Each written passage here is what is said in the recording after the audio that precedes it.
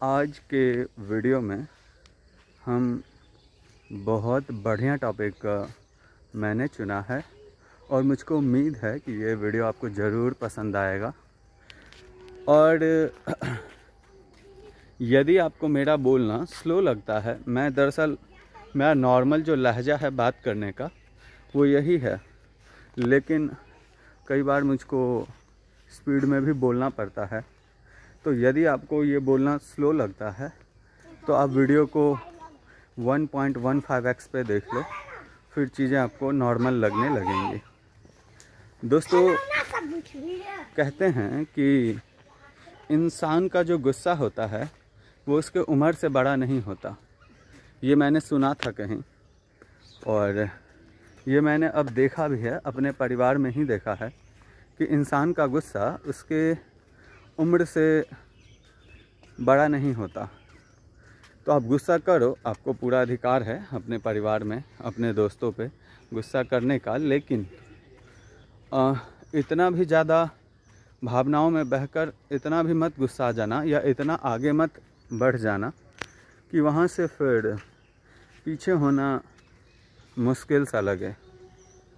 तो भावनाओं में बहकर कुछ गलत कदम नहीं उठाना चाहिए इंसान को। वैसे आज का जो टॉपिक है वो है राजनीति। मैं बिहार से आता हूँ और मैं खासकर मिथिलांचल से हूँ, मिथिला से, जिसकी हिस्ट्री बहुत ज़्यादा रिच है। यहाँ के कल्चर्स बहुत ज़्यादा रिच हैं।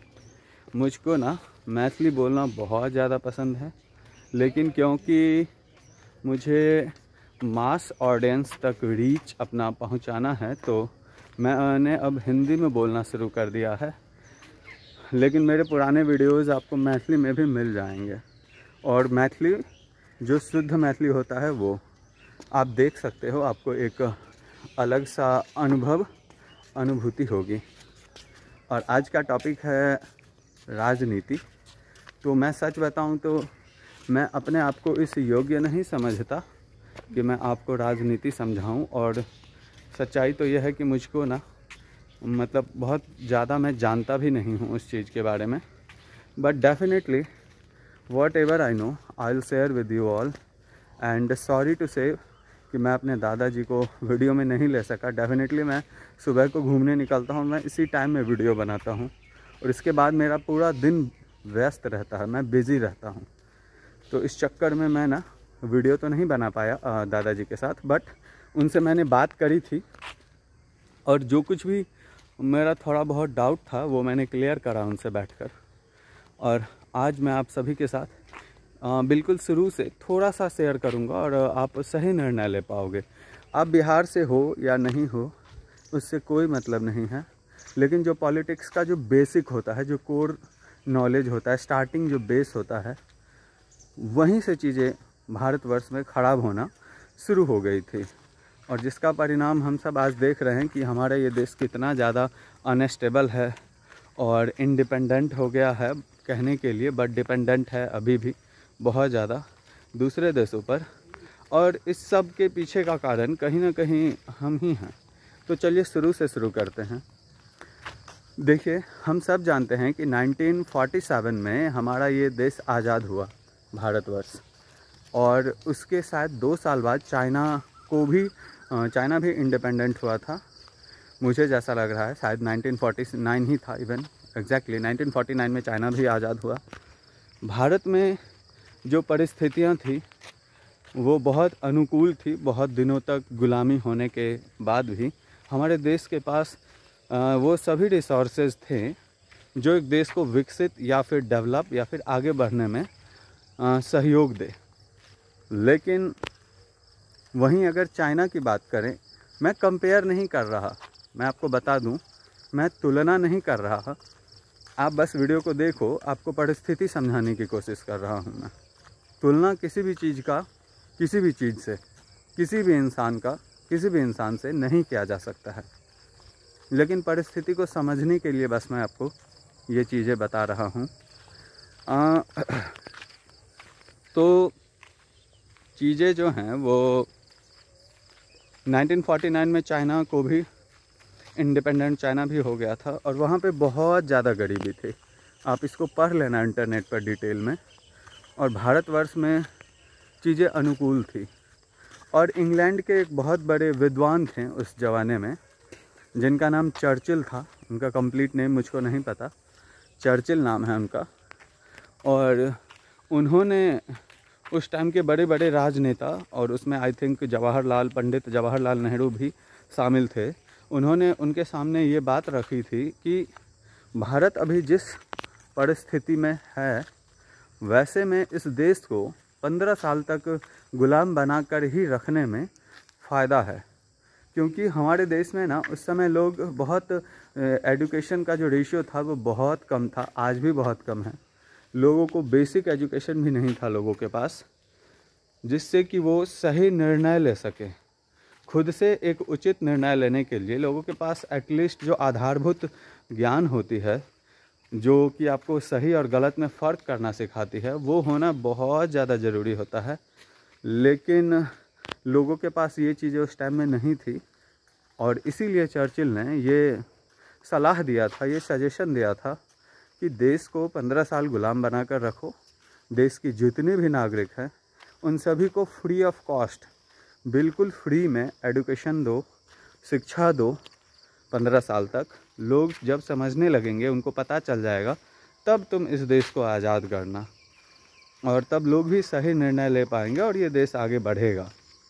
लेकिन ऐसा नहीं हुआ। बिल्कुल उस टाइम के नेताओं और राजनेताओं ने, मुझे नहीं पता उन्होंने क्या सोचकर ऐसा नहीं किया, बट ऐसा उन्होंने नहीं किया, जो कि मुझे आज के समय में कहीं ना कहीं, मुझे पर्सनली, देखो ये मेरा सोचना है, सबके अपने अपने विचार हो सकते हैं। आपके अपने विचार कुछ और होंगे, मेरे अपने विचार कुछ और हैं। तो आप प्लीज़ इससे आहत मत होना, मैं आपको दुख नहीं पहुंचाना चाहता हूं। लेकिन हाँ, उस टाइम का ये जो निर्णय था, चर्चिल ने जो सजेशन दिया था, वो मुझको आज भी समझ में आ रहा है। इवन जो आजकल का परिवेश है वो भी कुछ ऐसा ही है। अगर आप बड़े शहर में रहते हैं या छोटे शहर में रहते हैं तो आप इन चीज़ों को महसूस हो सकता है नहीं करते होंगे, लेकिन जब आप गांव में जाएंगे, जिसको देहात कहा जाता है, बिहार में बहुत है अभी भी, आधा से ज़्यादा बिहार देहात ही है। देहात का मतलब होता है ऐसा गांव जहां पे ना तो ठीक से शिक्षा पहुंचा है, ना ही रोड है, ना ही बिजली है, यानी कि बेसिक इंफ्रास्ट्रक्चर भी ठीक से जहां नहीं पहुंचा है, उसको देहात कहा जाता है। तो देहातों में जब आप जाओगे तो वहाँ पे लोगों का जो विचार आप देखोगे तो आप कुछ ऐसा ही महसूस करोगे कि उन विचारों की कोई गलती नहीं है। वो बहुत ज़्यादा, भारत में लोग बहुत इनोसेंट हैं, बहुत सज्जन हैं, शांत हैं, बहुत सहज हैं, और कहीं ना कहीं वो इन चीज़ों में फंस जाते हैं, जातिवाद में, या फिर अलग अलग चीज़ों में, या फिर गवर्नमेंट इलेक्शन के टाइम में सही तरीके से, गलत तरीके से, कैसे भी करके उनको कुछ पैसा खिला देती है। और मजबूरी ये होती है जनता की कि उनको, उनके पास बहुत दिक्कत होता है, तो अपने ज़रूरतों को पूरा करने के लिए कहीं ना कहीं वो मजबूर होते हैं। और वैसे देखो, कहने के लिए तो राजा रामचंद्र को भी उनकी प्रजा ने नहीं छोड़ा था, और आजकल के नेता तो कुछ हैं ही नहीं उनके सामने, मतलब बात ही करना बेकार है। लेकिन फिर भी यदि हम, अब नेताओं के लिए मैं कुछ कहना चाहता हूँ। अगर आप भी एक नेता हैं, आप वार्ड सदस्य हैं, आप वार्ड कमिश्नर हैं, आप मुखिया हैं, या जो कुछ भी आप, छोटे बड़े किसी भी स्तर के नेता हैं, आप प्लीज़, मैं आपसे रिक्वेस्ट करता हूँ यार, थोड़ी सी ईमानदारी लाओ ना। क्या करोगे, क्या जवाब दोगे जब ऊपर जाओगे? तो इतना ज़्यादा गलत काम करना, गलत तरीक़ों से पैसे बचाना, कहाँ रखोगे और क्या लेकर जाओगे? और जब ऊपर जाओगे, अगर भगवान में विश्वास रखते हो, या जिस किसी भी धर्म से तुम आते हो उसमें अगर तुम विश्वास रखते हो, तो तुम क्या जवाब दोगे ऊपर जाकर? थोड़ा सा ये भी सोचो यार, ये बहुत गलत बात है। अभी मैं देखता हूँ अलग अलग जगहों पर प्रचार होता रहता है कि मतदाता मालिक जिंदाबाद, फला ढिमका, जैसे ऐसा लगता है जैसे मतलब जो मतदाता मालिक है वही उनके माई बाप और सब कुछ हैं। अभी तो मतलब यूँ समझो कि कुछ भी करने के लिए नेता लोग तैयार हैं बिहार में। अगर तुम लोग थोड़ा सा ईमानदारी दिखा दोगे तो चीज़ें ऐसी नहीं होंगी। और गलती तुम सबकी भी नहीं है, कहीं ना कहीं हम अपने पूर्वजों से सीखते हैं, और जिसके पूर्वज ही अनुचित ढंग से काम करते हैं तो न्यू जनरेशन आखिर क्यों ना करे। आप अपने आत्मा पे हाथ रख के ये बात अपने आप से पूछो। मैं जनताओं से कहना चाहता हूँ, क्या आपको लगता है कि 1% सिंगल आदमी कोई ईमानदार है? और यदि है भी, ऐसा नहीं है कि बिल्कुल ही नहीं है, लेकिन अगर है भी तो वो बेचारे आगे आ ही नहीं पाते हैं, उन पे लाइट दिया ही नहीं जाता है, लोग उनको मदद ही नहीं करते हैं। मैं किसी पार्टी विशेष की बात नहीं कर रहा, क्योंकि मैंने पर्सनली भी बहुत सारे ऐसे लोगों से मैं मिला हूँ जो बहुत ज़्यादा लॉयल हैं, ऑनेस्ट हैं, और वो कुछ करना चाहते हैं, उनको पावर चाहिए, वो ऐसा महसूस करते हैं कि उनको पावर मिलना चाहिए, वो अच्छा करेंगे। लेकिन मैं ये भी जानता हूँ कि ये एक बहुत बड़ी मतलब सच्चाई है, एक बहुत गंदी सच्चाई है कि उनको मौका नहीं मिलेगा। जो चोर उचक्के होते हैं ना, उन्हीं को मौका मिलेगा। यहाँ पे मैं एक गाना को कोट करना चाहूँगा। दिलीप कुमार का एक फ़िल्म है, फ़िल्म का नाम मुझको नहीं पता, बट एक गाना है, रामचंद्र कह गए सिया से। आपने थोड़ा सा स्टार्टिंग का सुना भी होगा, लेकिन मैं आपको इवन रिक्वेस्ट करूँगा कि आप इस गाने को पूरा सुनना। इस गाने में एक दो ऐसा लाइन है जो कि आज के माहौल को, आज के दौर को दर्शाती है। इस गाने का कुछ लाइन आपको निश्चित तौर पे ये गाना सुनना चाहिए। मैं सुनते रहता हूँ, इसलिए मैंने आपको कहा है। और नेताओं को मैं फिर से रिक्वेस्ट करता हूँ कि आप प्लीज़ ऐसा मत करो। देखो, जब तुम ऊपर जाओगे ना तो भगवान ना तुमको बहुत मारेगा, क्योंकि यार तुम लोग जैसे कर रहे हो, जो चीज़ें तुम सब करते हो, वो सच में गलत है। और यदि किसी नेता को, चाहे वो वार्ड सदस्य ही क्यों ना हो, ऐसा लगता है कि वो सही कर रहे हैं या उन्होंने कुछ गलत नहीं किया है, तो आप मुझको डीएम करो, इसी वीडियो के कमेंट में मुझको बताओ, अपना एड्रेस दो, मैं आपसे कांटेक्ट करूँगा सोशल मीडिया के माध्यम से, फिर हम लोग बात करेंगे। और मैं ये नहीं कहता कि मुझे बहुत फेमस होना या कुछ ऐसी बात नहीं है, वैसे फेमस होना किसे अच्छा नहीं लगता, लेकिन निश्चित तौर पे हम लोग आपस में बैठकर कुछ कन्वर्सेशन करेंगे। मैं आपसे कुछ सीखने का कोशिश करूँगा और आपसे बात करके मैं एक एक्सपीरियंस गेन करना चाहता हूँ, यदि आपने कुछ अच्छा किया है या आप ईमानदारी से काम करते हैं तो। और फिर हम लोग अपने उस कन्वर्सेशन को मेरे इस चैनल दादाजी टेक्निकल पर के यूट्यूब चैनल पर और फेसबुक पेज पर और पब्लिकली मैं उसको शेयर करूँगा, और फिर लोगों तक आपके बातों को मैं पहुंचाने की कोशिश करूंगा। बाकी आप मुझको बताओ कि ये वीडियो आपको कैसा लगा। यदि आप बिहार से हो और आप इलेक्शन में वोटिंग करने जा रहे हो, तो निर्णय खुद से लो। जिस किसी को भी वोट देते हो उससे पूछो, समझो। ये सब चीज़ अभी हमने वैसे भी बहुत सारा न्यूज़ पे देखा है, ये कहना मैं उतना भी ज़्यादा ज़रूरी नहीं समझता, लेकिन क्वेश्चन करना चाहिए। आपके नेता ऐसे होते हैं जो इलेक्शन में वोट मांगने के लिए तो आते ही हैं, लेकिन उसके बाद वो भूल जाते हैं, सौतेली माँ जैसा व्यवहार करते रहते हैं कई बार ये नेता लोग। जब ज़रूरत होता है तो प्यार दिखाते हैं, ज़रूरत ख़त्म प्यार भी ख़त्म। कई जगहों पर तो ऐसा भी है कि जो नेता एक बार वोट लेकर के जाते हैं वो आते ही नहीं फिर 5 साल तक। और किसी बड़े चेहरे के नाम पर यार वोट मत करो कि फलाना जी बहुत अच्छे हैं तो उनके पार्टी को वोट दे दूंगा, ये बिल्कुल गलत है। विचार करो, क्योंकि हम सब दुर्भाग्य हम सब के लिए ये है कि हमारे समाज में हमको ना बेसिक एजुकेशन भी नहीं दिया गया है जिससे हम सोच सकें। एक लास्ट बात मैं कहना चाहता हूँ, अगर आपने इस वीडियो को यहाँ तक देख लिया है तो ये सुनकर जाना, ये बहुत इम्पॉर्टेंट है।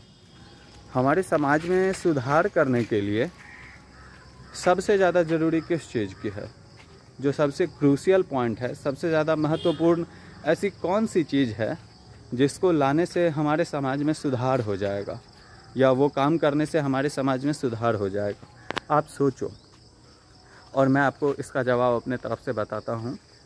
वो सबसे ज़्यादा ज़रूरी चीज़ है एडुकेशन। पढ़ाई लिखाई में ऐसी शक्ति है कि वो उसमें हर समस्या का समाधान है। मैं आपको बस 1 मिनट में समझाता हूँ चीज़ों को। जैसे मान लो कि यदि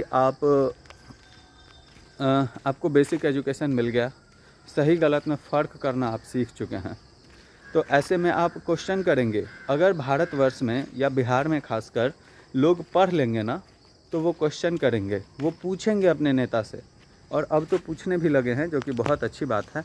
वो पूछेंगे अपने नेता से कि मुझे बताओ तुमने क्या किया, क्यों किया, और नहीं किया तो क्यों नहीं किया, इतने दिन से कहाँ पे थे, गवर्नमेंट से जो जनता के लिए फ़ंड आता है उसका क्या क्या इस्तेमाल किया, हमें समझाओ, हमको बताओ, हमारे पास हिसाब रखो।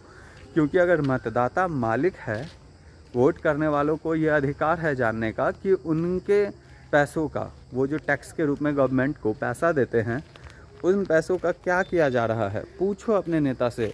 अगर आप नहीं पूछोगे तो हम सब ऐसे ही बेवकूफ़ बनते रहेंगे। और अभी तो चाइना निकला है हमसे आगे। अगर हम ऐसे ही रहें तो नेपाल जैसा जो बिल्कुल अनस्टेबल कंट्री है आज के डेट में, वो भी एक टाइम में इंडिया से आगे होगा। मैं ये लिख के देता हूँ तुमको। और ये रोना मत रोना कि भारत की परिस्थिति बहुत ख़राब है, फला ढिमका। अगर तुमको यही करना है तो हिरोशिमा के बारे में तुम जानते हो, नागासाकी, जहाँ पे अमेरिका ने बम गिरा दिया था। वो देश कितना ज़्यादा डेवलप है तुम देख लो। जापान है शायद, कितना ज़्यादा डेवलप है आप सब देखो। फिर आप ये क्यों रोना रोते हो कि भारत में बहुत गरीबी है, चीज़ों में दिक्कत है। ख़त्म हो गया था वो देश, जापान ख़त्म हो गया था जब अमेरिका ने उस पर एटम बम गिरा दिया था, तो वो देश ऑलमोस्ट डेड हो गया था। लेकिन आज तुम देख लो जापान की अर्थव्यवस्था, और ये हमारा देश टॉप 5 में आ गया, इकोनॉमिकली फलाना हो गया, ढिमका हो गया। यार ग्राउंड लेवल पे क्या हो रहा है वो तो देखो। हमारे गांव में आज भी रोड नहीं है, बिजली नहीं है, और दुख की बात यह है कि लोग इन सब चीज़ों को ना डेवलपमेंट मानते हैं। लोगों का ये कहना है कि बिजली मिल गया, रोड मिल गया तो वही है डेवलपमेंट। उन बेचारों को ये भी नहीं पता है कि ये डेवलपमेंट नहीं होता, ये सब बेसिक इंफ्रास्ट्रक्चर होता है भाई। इसका ये तो ज़रूरत की चीज़ें हैं। तो इन सब चीज़ों पे प्लीज़ ध्यान दें। आप जब वोट करने जाते हैं तो आप सोचें। मैं इस बार पहली बार मैं वोटिंग करूँगा। लास्ट टाइम जो इलेक्शन हुआ था कौन सा मुझको नहीं पता, उस टाइम में मैं कुछ महीनों से पीछे रह गया था, मैं 18 साल का नहीं हो पाया था। अभी मैं हूँ 24 का हूँ, मैं अभी 25 मेरा कंप्लीट होने वाला है। 25 या पता नहीं कितना, मुझे देखना पड़ेगा यार, याद नहीं रहता। बोलते बोलते फ्लो में पता नहीं मैं क्या बोल जाता हूँ। आप कैलकुलेट कर लेना, पीछे के वीडियो में मैंने बता रखा है, 2002 से जोड़ लेना। तो आप विचार करके वोट करो। बाकी आप मुझको बताओ ये वीडियो आपको कैसा लगा। मुझको झेल पाना हर किसी के बस की बात नहीं है, क्योंकि जो कुछ मैं कहता हूँ मुझे ऐसा लगता है कि वो आपको स्थिर से सोचना पड़ेगा, विचार करना पड़ेगा। बस आप ऐसे ही मुझे यदि देख ले रहे हैं तो आपको मैं समझ में नहीं आऊँगा शायद। तो यदि आपने यहाँ तक देखा है तो बताओ वीडियो कैसा लगा। हमारे साथ हैं हमारे सुंदर भाई। बाकी हम लोग अगले वीडियो में मिलेंगे। Bye bye.